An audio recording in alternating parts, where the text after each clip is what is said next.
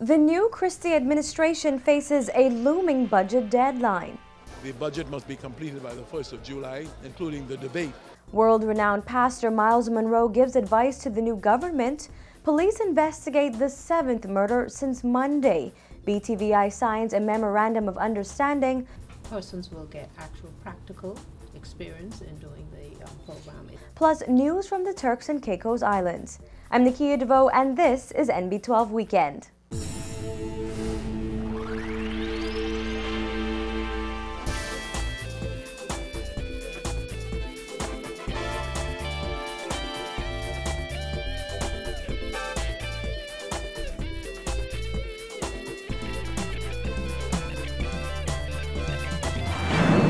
Welcome back to NB12 Weekend. Thanks for joining us this Saturday evening.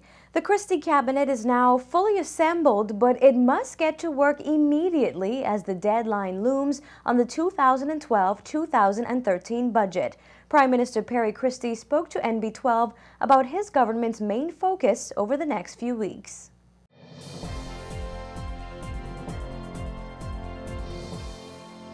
We have to review the performance of the government, what they have left in place, with a view to making a determination of what will be our priorities. And what is coming very quickly is the budget. The budget must be completed by the 1st of July, including the debate. So we will have an opening of Parliament with a speech from the throne, setting out our policies moving forward. But according to the newly appointed consultant to the Ministry of Finance, James Smith, the new administration will have little time and little room to make any major adjustments to the groundwork laid by the last government. Smith told our news team that the Christie government will most likely have to rely on the work done by the last Ministry of Finance and should come back to Parliament with an interim budget to make changes more in line with its philosophy. The new Prime Minister promises that his party has policies to increase the country's revenue, diversify the economy, and create jobs. And then there's the issue of crime. Christie has promised several crime-fighting initiatives, but he told us that he also hopes to address the situation by inspiring the country's youth. I think I have the personality to bring about healing in this country, and that is what I intend to do, because I want people to truly understand that we are making a call to them to get involved in building this country. And if we're going to overcome the obstacles that young people face in this country, I believe also that I'm an inspirational kind of leader. And you will find me speaking to the issue of young people having hope that we're going to get involved and do things for them. And Christie said that those who lead the country need to set a better example for Bahamians. The 2012 general election campaign saw its fair share of mudslinging, name-calling, and back and forth between politicians and party leaders. Christie says he plans to change that moving forward. I just hope that in my prime ministership, I'm going to take the country away from that kind of attitude, the kind of expression. You know, that I told Dr. Brand McCartney, who called me today, he called to congratulate me today, and I told him when he said that he felt that I would be good for the country and that he wished me and my party well. And I told him that there are some things I want to do to ensure that the electoral process was radically improved in this country. Now that Prime Minister Christie has assembled his team, government consultant and world-renowned author Dr. Myles Munroe is offering a bit of advice. Charisma Robinson reports. Dr. Munroe says if this new administration wants to see unity quickly in this country, then the leader himself must first create leadership unity. Which means that he got to take some drastic decisions.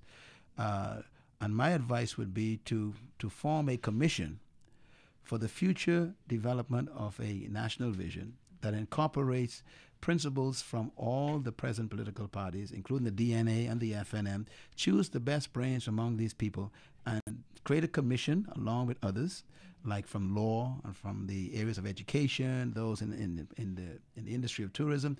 Bring together this group of people, let them have a commission that lasts for maybe 6 to 8 months, and let them go and explore the the aspirations of the people of the Bahamas and produce a national vision.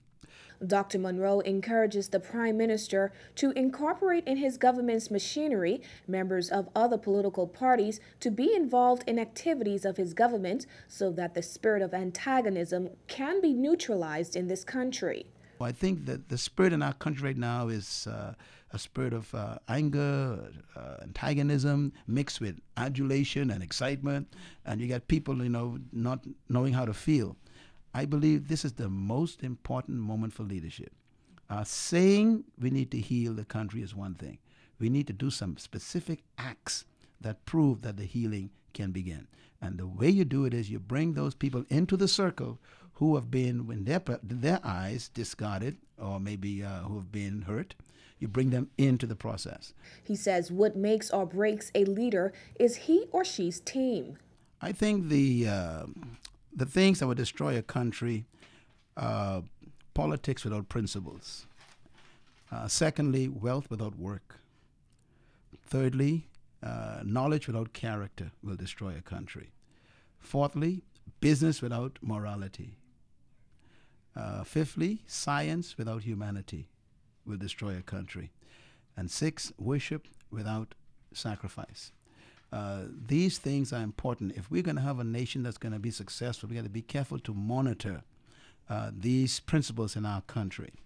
And what this country needs, he says, is less politicians in leadership and more leadership in politics. However, he is hoping that the people who Bahamians voted for are at least trained enough in leadership to begin to bring progress as soon as possible. Reporting for NB12, I'm Charisma Robinson. Well, we've been hearing a lot of reaction to Prime Minister Christie's cabinet appointments. Here's what our viewers think of the new cabinet ministers. Jason Carey thinks the Prime Minister made some good choices. He writes, I'm a particular fan of the Attorney General, Alison Maynard Gibson, and Minister of Health, Dr. Perry Gomez. Good choices, he says. Let's see this cabinet in action. Delano Monroe agrees. Excellent choices, he says, especially including the new generation of leaders. And J.P. Mickelson says the new Prime Minister has made the right choice in picking a strong cabinet, a good mix of new and old for the first couple of years. He adds now that the time has come for Bahamians to forget party politics and work with the new government to move the country forward. But Jay Stubbs says he believes the appointment of young leaders is just a distraction. He also criticized the size of the cabinet and some of the appointments. He says tourism and aviation should have remained together, and he understands the importance of Freeport. However, he asks, what about other islands? Are they not as important? And he says Fred Mitchell and Shane Gibson should not have been made ministers after the last time around. Well, thanks for those comments, guys. Be sure to keep them coming. Well, the Progressive Liberal Party responding to former Prime Minister Hubert Ingram's suggestions that the party won Monday's general election in part by bribing voters. In a statement released last night, the PLP said Ingram is making up bizarre explanations about his loss rather than face the truth. The PLP won 29 seats in the House of Assembly. The Free National Movement won 9.